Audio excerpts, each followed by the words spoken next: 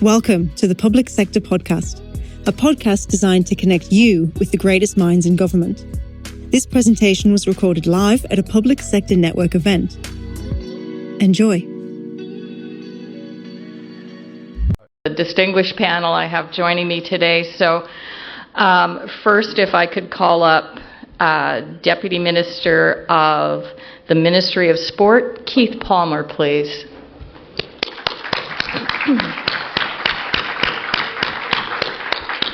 Thank you, Keith. And I would also,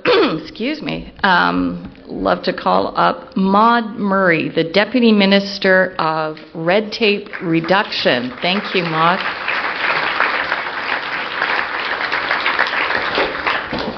Thank you.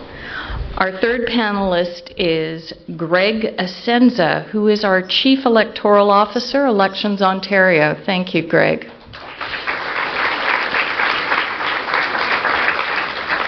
And finally, Michael Anderson joins us, who's the Chief Strategist for the Public Sector for Informatica. Thank you, Michael. For the first question, and we've talked a lot about the level of change that clearly is here, and a number of the sort of drivers around changes that may be needed in culture, and how do we create opportunity for people. The first question, and I'd love to direct it maybe first to you, Keith, is how can we foster a culture that sees change, including AI, as an opportunity for enhancing public services? Thank you, Kathy. First and foremost, I think with change, and we start thinking about culture, I like to separate environment from culture. Because they're not the same, but we use those terms interchangeably at times. Because I see the environment as the space that we're sitting in right now. And culture is the way we're going to interact with each other inside of this environment. So the way we are utilizing our data, our portals, our technology should drive, or let me rephrase, shouldn't drive exactly how we start to work with each other. So I always look at what's driving us to that area of deliverability that really speaks to how humans interact. And what I like to share with my staff and my team in my ministry is that we won't be overly dependent on the data and the infrastructure of technology to drive the way we create those policies. In fact, we will feed into, by using data, we'll feed into the processes that we do have that will allow us to really drive the way we make those decisions within government. So as I think about my staff, and the way they're starting to see the future, what is really important is how are we innovating, and how are we separating the term innovation from modernization, and how are we incorporating those pieces into change. Because change is something that's been around forever and a day. In fact, we're going through it as we speak. But are we modernizing the way we're delivering our services, or are we transforming it? And when we start thinking about the way we transform, are we using technology to do that better, to do that faster? So we use principles in the workplace, principles around our abilities to deliver, our abilities to collaborate, and I think previous speakers have talked about the importance of collaboration. But are we also focusing on being expeditious? And when we think about change, we think about technology, we think about the use of AI, that's what we're going to get as an outcome, is expeditious change in an extremely timely fashioned environment where the culture really supports the way we do that within our staff and within those who are utilizing our services. I love the distinction between the two of modernizing versus transforming. Michael, perhaps you could comment on how can we foster that culture that sees change, including AI, as an opportunity for enhancing public services. And I think Keith spoke eloquently about that delivery opportunity. Yeah, and probably much better than me, but thanks for the question, Kathy. So for those of you that don't know or haven't had a chance to meet me yet, I spend most of my time south of the border, so I'm just going to give you a data point that might be interesting in terms of answering this question. In the United States, there's an organization of state CIOs. It's called the National Association of State Chief Information Officers. Great acronym, right? It's called NASIO. Just curious, have you all heard about NASIO, and do you track them and follow them at all? There's a lot of great information there I think in Canada you can still join and see all the great conversations they have around topics like this. But I bring that up because NASIO every year kind of comes up with what are the top 10 concerns of chief information officers at the state and large city government level in the U.S. And that top 10 is always interesting to look at. But both of these issues that we're talking about here, better public services, you know, whether you call it government experience or digital experience of citizens, is usually in the top 3. So has Gen AI and artificial intelligence popped up. There's other things on the top 10, which are probably a lot in your top 10 as well. Things like cybersecurity, identity and access management, continuing to adopt cloud and get cloud services out there. But I think a key point, I think this drives culture a little bit, is when we start accepting that this new technology, right? It's not really new, but it's taking off with Gen AI, is the AI piece of it. I don't think it should be in the top 10. I think it's embedded across all of the top 10, including better public and citizen services. And once we start accepting that and seeing that this is going to be something that is just embedded throughout all we do within government agencies, I think that'll start driving some of that culture. And you know, there's some basic criteria how you change culture. Culture changing is a long-term game. It's not something that's going to change overnight. You can kind of change behaviors and stuff with policies, rules, regulations, laws, but culture changes over time. It's a long-term approach. But as we do that and we accept AI as part of a culture change, we also need to include what we've been doing for several years already, and that's accepting that we need to be data-driven ministries and agencies in government, right? And I think if we leverage that and we make sure employees and citizens are comfortable with data, and we heard a lot about trust in government, right? A lot of data out there, trust that data that your government's using. From both a citizen perspective and an employee perspective, you can get at changing culture over time, and as long as you're looking at data and making sure that's understood, because it's so important in terms of AI outcomes that you get. So just a couple thoughts there on culture. Again, it's a marathon, right? It's not going to be a sprint, but you're all here because I think you're starting to understand that. Thanks, Kathy. And I appreciate the sort of reference to, obviously, the connection between data and culture and how those things actually are so intrinsically linked. Greg, perhaps I could ask you, in what ways can technology be leveraged to ensure change initiatives are directly benefiting the community and enhancing citizen engagement? So thank you for the question, Kathy. I think first off and foremost, and this is a well-known theory, but you have to answer the why question. Why are you investing in technology? What are you hoping to achieve? What is the actual outcome? And I think that a lot of times projects go offline because you haven't taken the time to look at your stakeholders. You need to, if you're going to invest in technology, you need to understand the implications. What concerns are the stakeholders having? How is this technological advancement going to improve their experience, et cetera, et cetera? When we made technological advancements in 2018 here in Ontario, we put in 6,000 tabulators and 25,000 poll books for a day to make that work. But we understood all of the stakeholders. We understood you as the electors, what the benefits were. What were the benefits to the political parties and the candidates? What were the benefits to the field workers, et cetera, and to the media and to all the NGOs? Understanding that from the outset is really critical as you're embarking on putting technology in. I see too many projects, ourselves included, where we haven't asked enough of the why question at the beginning. What are we trying to achieve? Who are we trying to improve lives based on this technological advancement? I'm hearing people very much at the heart of then how you actually do that. Michael, maybe if I can get you to comment briefly on that as well, and what ways can technology be leveraged to ensure change initiatives are directly benefiting the community and enhancing citizen engagement? Yeah, I hate to beat a dead horse, but data underlies everything, right? And I think when you look at data and gaining insights to it, that's probably one of the most important things. You know, we all know we can do a lot with data and information, but it tends to be bottled up and siloed within departments and ministries, right, and then across ministries and agencies as well. So how do we unleash that? and gain insight to it. And number one, first and foremost, know yourselves, right? How do you know yourself? You understand all of the data in your environment, regardless of its source, regardless of its format, structured, semi-structured, unstructured.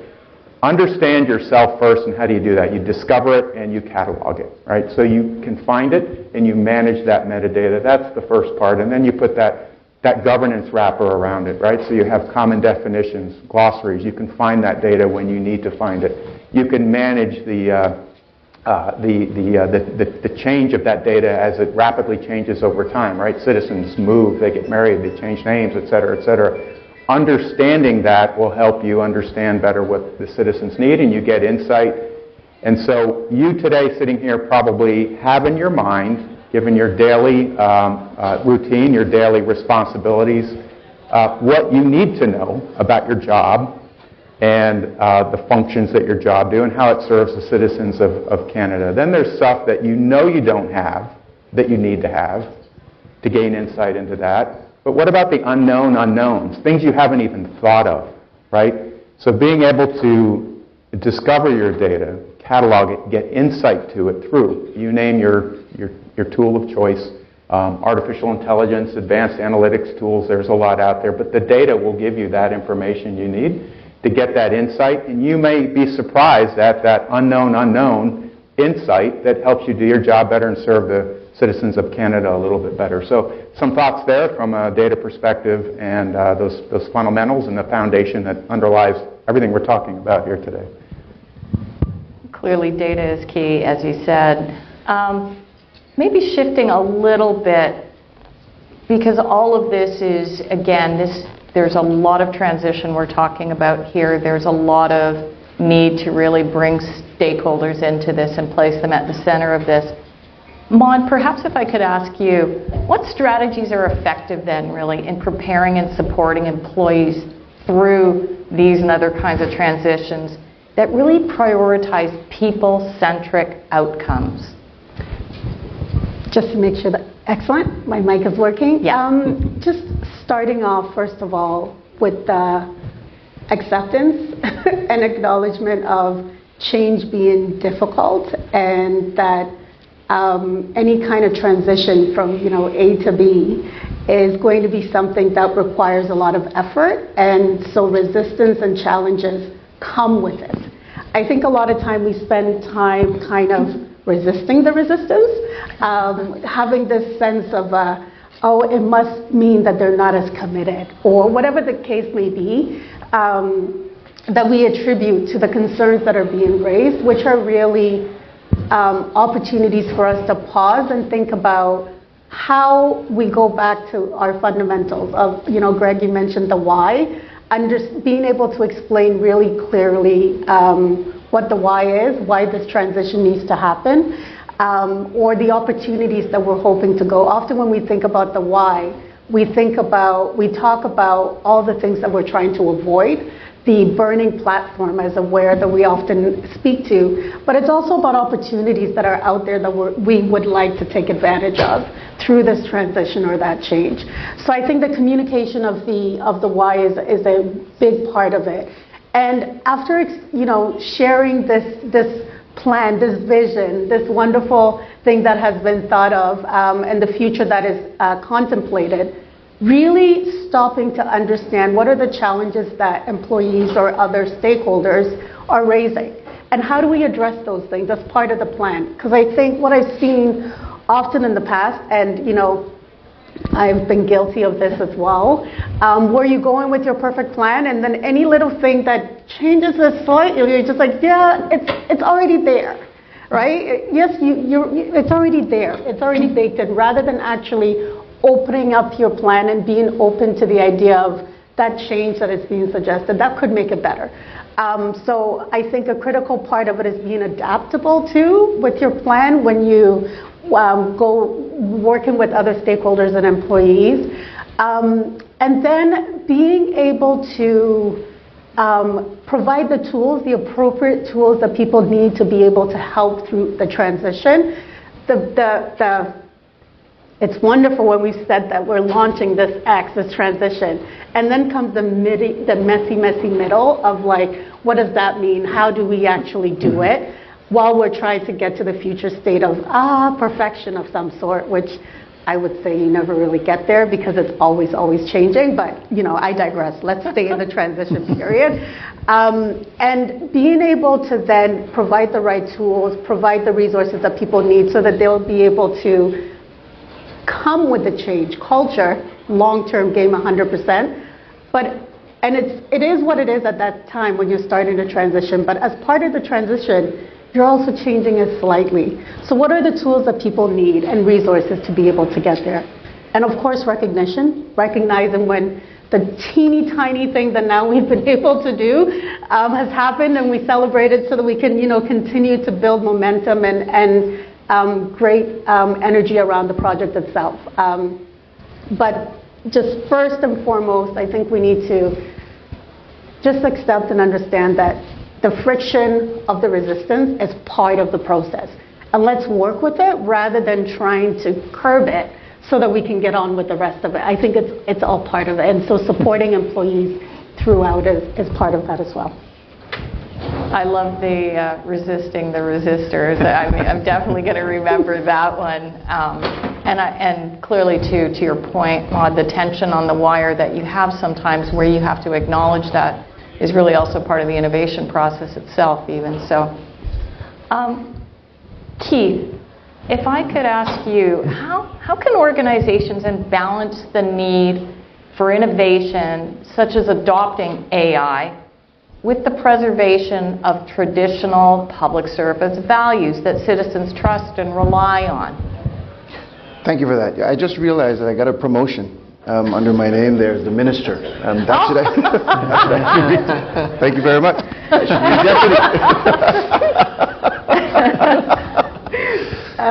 You kind of touched on it. Trust is huge, right? Trust is huge, and we're going to have members of our communities that are not really going to trust what government is saying. They're not going to trust what government is doing. And there was a speaker that was on here that talked about his privilege, and I admire that. Because when we start thinking about those decision makers, and if you're in the community and you have never been a decision maker, you're living in certain communities where you're being perceived as marginalized or underfunded, etc. When these types of decisions or decisions made by government are happening to you, you feel as though you're not part of the process, but yet you had a vote. And I think it's important for us when we start thinking about where government's going to go, how government's going to get there, that we stay true to that user-centric, customer-centric, engaging our communities in a way that brings them along that journey. So it's not an issue of, Plymouth Rock, where it just happens to you. And I think that's an important part of the way government needs to move forward, the way we develop, design, implement our processes and programs, that we test them first, we pilot them first, we prototype them first, and then we subtly implement them. And it's an iterative process. So we have to be vulnerable, we have to be humble, and we have to be prepared to be so resilient, and you kind of touched on this, Maud, that the ability to pivot from time to time is not a huge undertaking where staff are saying, oh man, I thought we're moving in this direction, now we're moving in this direction. And then of course how you communicate that to community. Because that will happen. The levels of frustration will kick in, but that's the society that we're in right now. Because things are happening so fast and moving so quickly, we're not going to be able to cover off all the guardrails to make sure that it's a perfect implementation process. So we got to build in those areas to be able to pivot, both with staff and with those who are outside of the organization. Sorry, Maud, did you want to comment? Yes, I did. I wanted to just add to what Keith was saying, because I do completely agree that the need to pivot is something that is critical as part of all innovation. And as public servants and also as a lawyer, the desire for things to be perfect before we go out and show it to others, I think is one that it comes from a really great place of, I would say noble place, but it also keeps us back, right? Because the need for us to be iterative is very critical. And I kind of challenge the idea of traditional public service, because I think the ultimate goals of ensuring that everything that we're doing is in the benefit of the public. That's at the core of everything that we do. And so that's the tradition, I would say. Now, we can work with the other components. That could mean that we have something that we want to test out. We don't know how good it's going to be yet, but let's test it out. Let's learn from that and then come back and make it better.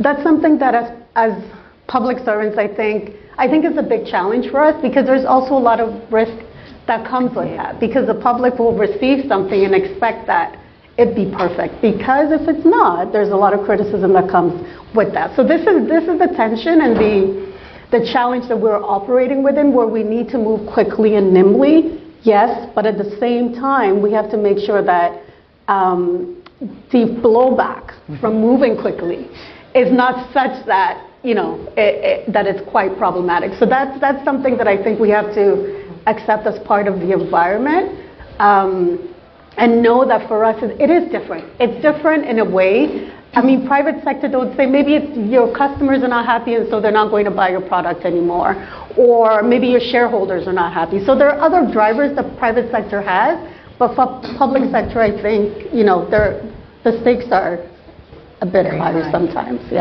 I think there's that trust that we're talking about that underpins all of this. I think there is, obviously, to what you said, Maud and Keith, there's a bravery and a humility in there that has to be at play to help you balance that need to move fast with that need to engage people in the process, to engage the citizenry in the process of this without balancing that blowback. Maud, if I could keep things with you for a second here.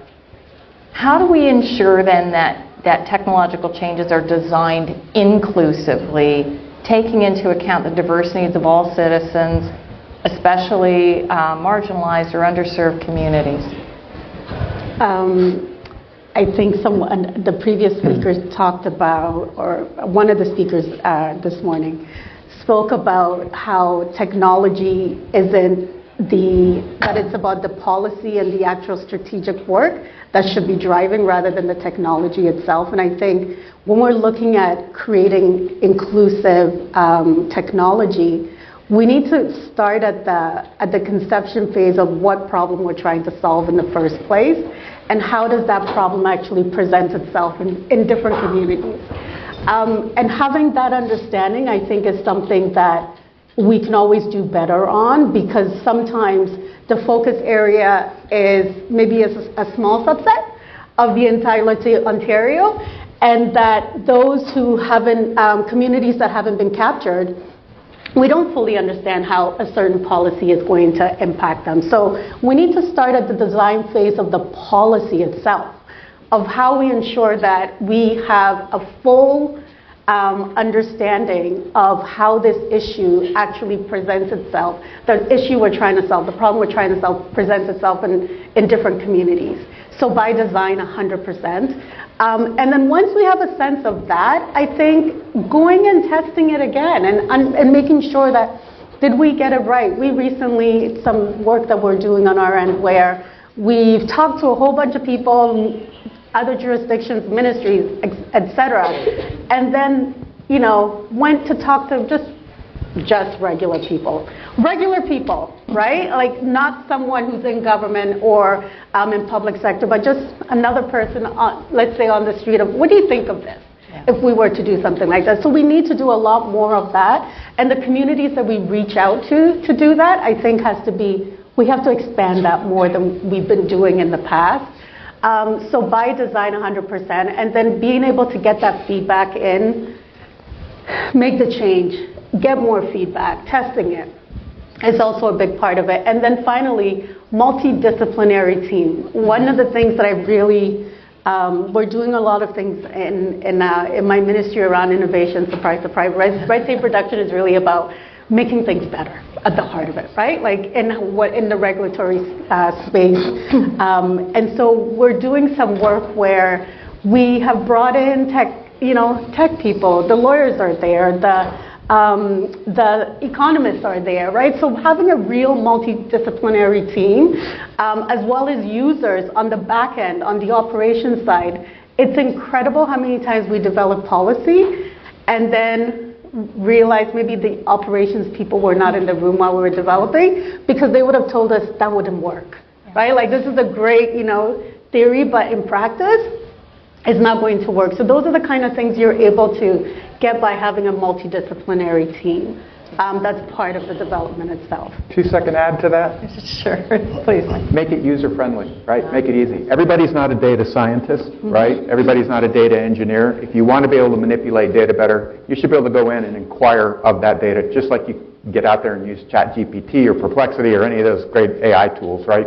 Make it easy to use. I don't see any better way to make technology more accessible than leveraging Gen AI and being able to bring that to the masses, right? And that's what does it, whether it's data management or otherwise. Absolutely. Keith, did you want Quick point. Maud kind of touched on this as well, Sir Greg, is not just what are we designing, but who are we designing it for? Yeah. Right? And I think about Presto, the Presto card. Traditional, right? We want to drop our ticket. We want to pay. We want to get change. We want to get a receipt. Those days are over, where everyone's now using Presto. I went to an NFL game on Sunday, and there was a day where you had to go to roll call or purchase your ticket, and you'd give your ticket to the ticket agent, they would rip it, and away you go. Now everything is through your phone. So it's Ticketmaster, they send you the ticket, you have to process the ticket, you drop it in a wallet, that wallet is your phone, you walk with your phone, you make sure your battery's charged, but now they have your wallet that you don't need your battery to have internet, your phone have internet, and away you go. Who are we designing that for? And what about the individuals that are, still not trusting technology, and they can't go to a game because they don't have a physical ticket? So I think we always got to think about providing the additional services and support to those who are not going to conform or who are going to jump on that wagon fairly quickly. And that group, quite often, if not cared for, is left behind. And that builds resentment, right? So I share that. So maybe just as a very quick wrap on all of this, and I'd love to keep this conversation going. Greg, if I could, what role does leadership then play in driving a people-centric approach to change?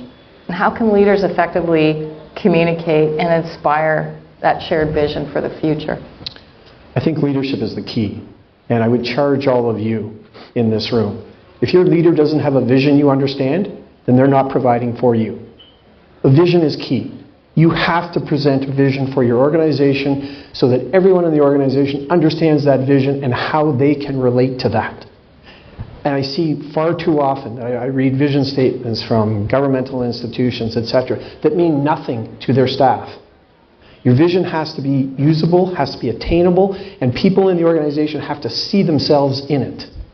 And to me, that's critical. As the leader, you also need to know your organization. You need to know the capabilities of your staff. I specifically stood down for 3 years our initiative because I didn't feel my staff were ready for it. But when they were, we went ahead immediately. And they were very successful at that. So it's a two-way street from leadership, from my perspective. Leader has to set the tone, has to set the vision, and I would charge you, if they're not for you, then challenge your leader.